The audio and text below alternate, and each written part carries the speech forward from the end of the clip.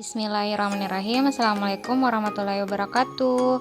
Kali ini saya akan membahas tentang MCDM, Multi Criteria Decision Making. Persoalan keputusan senantiasa dihadapi oleh manusia. Ada banyak keputusan yang diambil secara apa adanya tanpa perlu dipikirkan. Ada pula keputusan yang harus dipikirkan secara matang dan seksama. Untuk perusahaan pun demikian, setiap saat harus membuat keputusan yang sangat menentukan kelangsungan hidupnya. Keputusan manajerial yang harus diambil dengan mempertimbangkan berbagai kendala yang ada, diselesaikan dengan sistematis, dan dievaluasi lagi hasilnya untuk menjadi proses perbaikan selanjutnya. Keputusan yang diambil dapat bersifat strategis, administratif, dan operasional.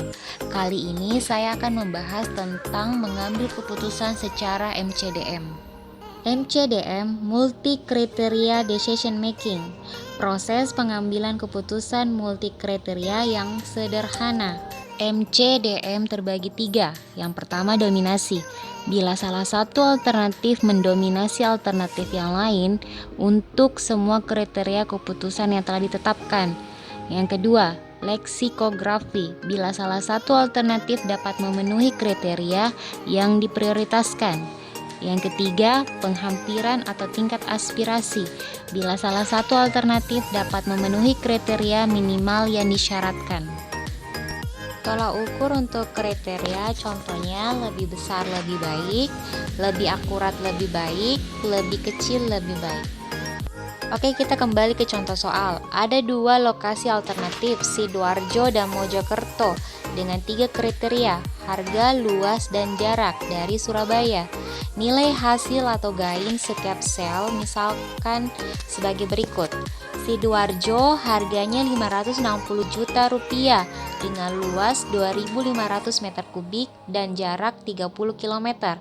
Sedangkan Mojokerto 490 juta rupiah dengan luas 3.000 meter kubik dan jarak 50 km. Kriterianya untuk harga lebih murah lebih disukai, luas lebih besar lebih disukai, jarak lebih dekat lebih disukai. Oke, sekarang kita akan mengambil keputusan dengan cara dominasi, yaitu bila salah satu alternatif mendominasi alternatif yang lain untuk semua kriteria keputusan yang telah ditetapkan. Jadi, Sidoarjo hanya unggul dalam jarak, tapi kalah dalam harga dan luas. Mojokerto unggul dalam harga dan luas, tapi kalah dalam jarak. Jadi kesimpulannya tidak ada yang paling mendominasi karena tidak ada keputusan yang mana dipilih. Tidak ada alternatif yang unggul atau dominan atas ketiga kriteria yang diharapkan. Mengambil keputusan dengan cara leksikografi adalah bila salah satu alternatif dapat memenuhi kriteria yang paling diprioritaskan. Harus ditetapkan dulu kriteria mana yang utama, kedua, dan seterusnya. Bila nilainya sama dengan kriteria pertama, maka dilanjutkan dengan kriteria berikutnya. Bila nilainya lebih jelek untuk kriteria ke-n, maka keputusan diambil dari alternatif yang memenuhi kriteria yang sebelumnya.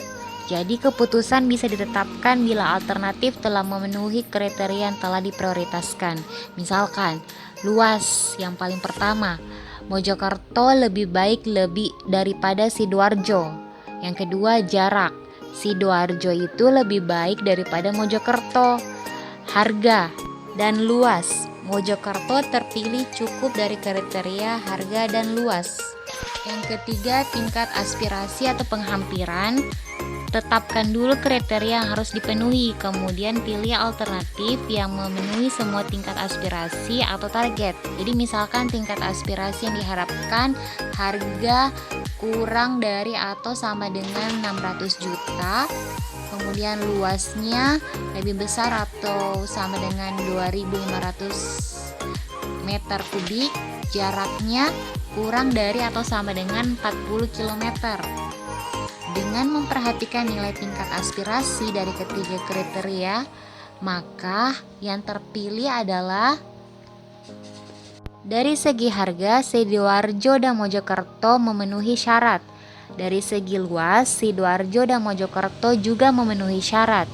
Dari segi jarak, hanya Sidoarjo yang memenuhi syarat. Jadi kesimpulannya, hanya Sidoarjo yang bisa terpilih karena bisa memenuhi ketiga kriteria yang diinginkan.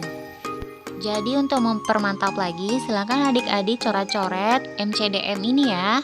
Oke, thank you for watching. Sampai jumpa di pertemuan berikutnya. Jangan lupa like, subscribe, dan komen ya. Assalamualaikum warahmatullahi wabarakatuh.